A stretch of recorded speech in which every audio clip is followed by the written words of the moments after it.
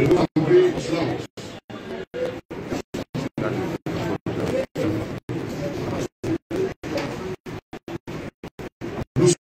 ici parce que Dieu a voulu rappeler à ses côtés un général d'armée. Dieu a voulu rappeler à ses côtés son serviteur qui a marqué cette génération à la personne du docteur Tsala et Soma. Et je voudrais qu'on acclame ici très fort.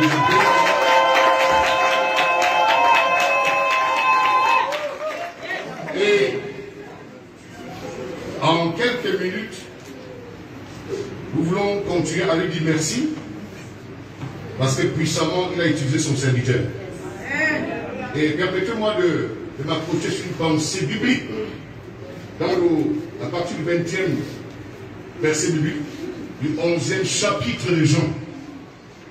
Il est écrit: lorsque Marthe apprit que Jésus arrivait, elle alla au-devant de lui, tandis que Marie se tenait assise à la maison.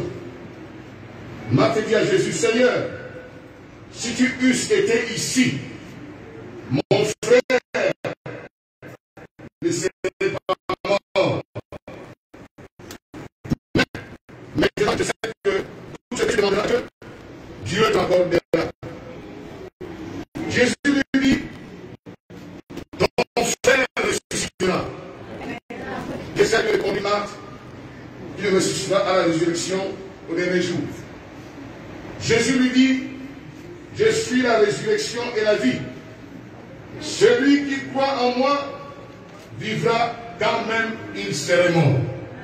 Quelqu'un peut dire Alléluia. Alléluia. Je voudrais attirer l'attention des uns et des autres que le docteur Tsala Soma, qui a marqué sa génération, pas seulement au Cameroun, dans le monde entier. Et Dieu a bien voulu que le docteur Tsala Soma vienne se reposer. Amen. La Bible dit, Marie et Marthe posent cette question à Jésus. Tu es un ami de la famille. Et Lazare longtemps a marché avec toi. Comment se peut-il qu'une telle situation arrive à cette famille? Une famille qui se tenait, n'est-ce pas, à tes besoins. Une famille qui t'assistait. Mais si tu étais là, Lazare ne serait pas mort. Mesdames et messieurs, frères et sœurs en Christ, c'est la question qui vient de l'esprit. Plusieurs personnes se posent la question. Mais si le docteur Tsala Soma servait Dieu, pourquoi es-tu mort? Qu'est-ce qui est arrivé? La même question est arrivée à cette famille. La famille de Lazare. Pourtant, Lazare était l'ami intime de Jésus-Christ. Mais bien-aimés dans le Seigneur, j'ai une bonne nouvelle pour vous ce soir. La Bible déclare que Dieu se réjouit de la mort des justes. Amen. Et quand je parle du juste, je ne parle pas, n'est-ce pas, de la justice personnelle, je parle de la justice qui s'est manifestée sur la croix du Calvaire. C'est-à-dire tous ceux qui ont expérimenté la nouvelle naissance, ceux qui ont accepté Jésus-Christ comme leur sauveur personnel, même si tu meurs aujourd'hui, quelqu'un peut dire Alléluia. Et je suis convaincu que le docteur Tsala Soma aujourd'hui se retrouve dans les parvis du Seigneur. On lui demandait de revenir sur cette terre, il n'allait jamais accepter. Parce que la Bible nous enseigne que les routes du ciel sont en or. C'est en or, en topaz et en saphir. Il ne peut pas accepter de revenir sur cette terre. Parce que le docteur Tsala Soma a servi Dieu, a servi Jésus. Il a passé toute sa vie, il allait de ville en ville, de pays en pays. Et aujourd'hui, le Seigneur l'a rappelé. Et Jésus dit à Marie et à Marthe: celui qui croit en moi vivra quand Dieu même il sera mort. Je m'adresse à quelqu'un ce soir en disant: il y a une vie après la mort. Amen. Il y a une vie après la mort. C'est pour ça que j'ai dit, le docteur Tsala Soma, ce grand général d'armée de Dieu, là il se trouve aujourd'hui, il est dans le parvis du Seigneur. Amen. Et il est tellement à l'aise, il est content parce qu'il a servi son Dieu. Donc je lance l'appel à la famille, biologique ou spirituelle, c'est pas le moment de pleurer, je sais que la séparation fait très mal. Mais le docteur Salah Kessoba est entre les mains du Seigneur. Amen. Et que les bien-aimés, s'il y a un homme, une femme ici présent et que tu n'as pas encore expérimenté la nouvelle naissance, il est question de le faire. Parce que le docteur Salah Kessoba, il ne pouvait jamais s'imaginer que ce samedi-là, qu'il ne pouvait pas faire le culte du dimanche. Parce que lorsque nous marchons, que tu sois dans ton domicile, que tu sois dans un véhicule, que tu sois dans ton lieu de service, ça n'avait jamais su qu'à cette heure-ci, nous serons aussi en train de célébrer ce grand temps. Il n'a pas su. Donc il est question de préparer son retour. Il est question de préparer son retour. Et quand je parle ce soir, je ne parle pas au docteur Salah Kessoba, je parle aux vivants. À ceux qui sont ici présents, les membres de famille du docteur, ceux qui travaillent des fois dans cette structure, il est question de recevoir Jésus-Christ dans sa vie comme son Seigneur et son Sauveur personnel. Que tu sois dans un avion, que tu sois dans une voiture ou même, que tu sois dans un village et que Dieu t'appelle à ce moment, quelle est la silence que tu vas entre les mains de Dieu. Mesdames et messieurs, frères et sœurs en Christ, que le Seigneur vous bénisse et qu'il vous soutienne et qu'il vous fortifie. Amen. Après avoir entendu ces oracles, pour un homme qui a marqué l'histoire de l'évangile au Cameroun, pour un homme qui a impacté et qui a fait des preuves qu'on ne peut plus ignorer, je voudrais que chacun de vous, nous puissions mettre tous debout pour élever cette prière que Jésus-Christ a donnée à ses disciples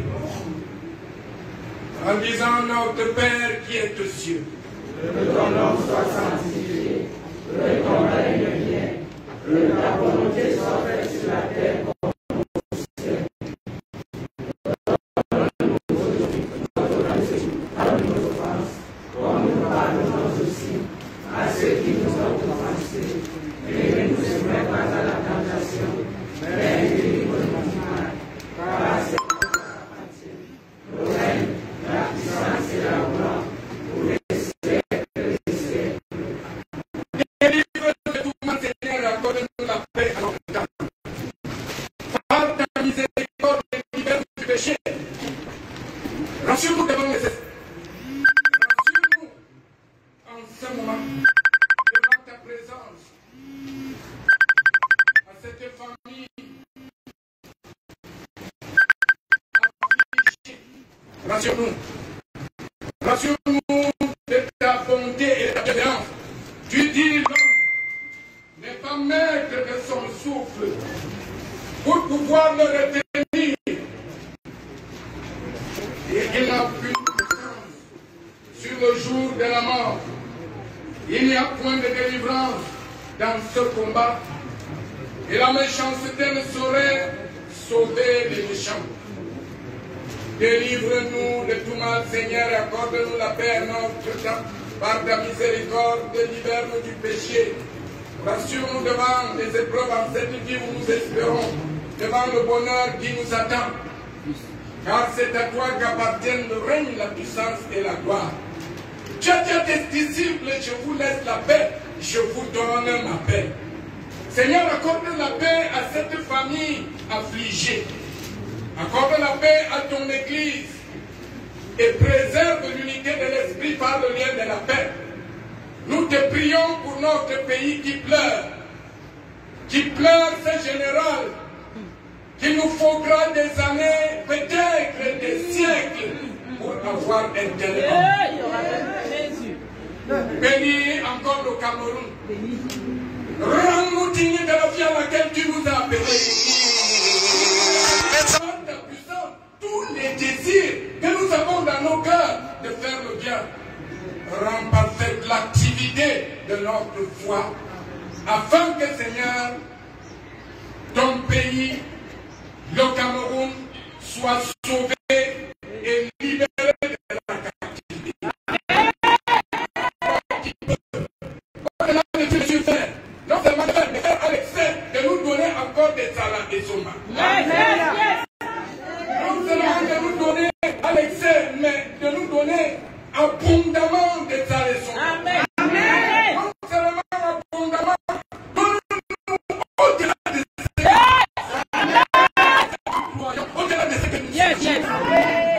seul, à toi seul, l'honneur, la puissance pour les siècles et les siècles. Amen. À toi la gloire, allons-y. À toi la gloire, ô ressuscité. À toi la victoire, ô l'éternité.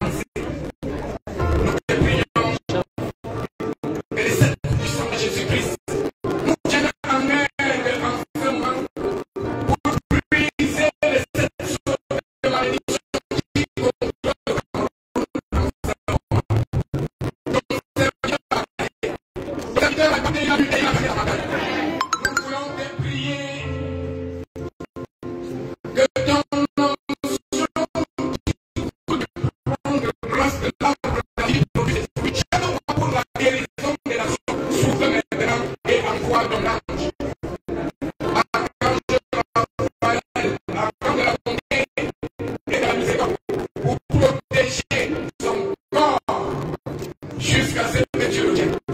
Nous te sommes infiniment reconnaissants par ta puissance au nom du Père, par ta puissance au nom du Fils, par ta puissance au nom du Saint-Esprit. Et tout le monde dit avec moi, Amen.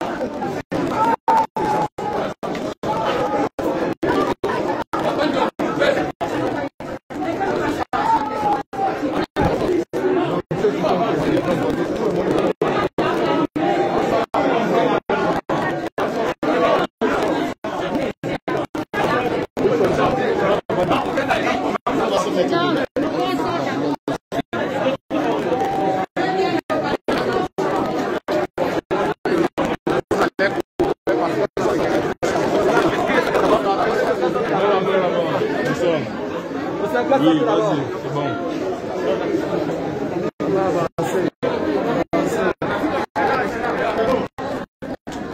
C'est bon.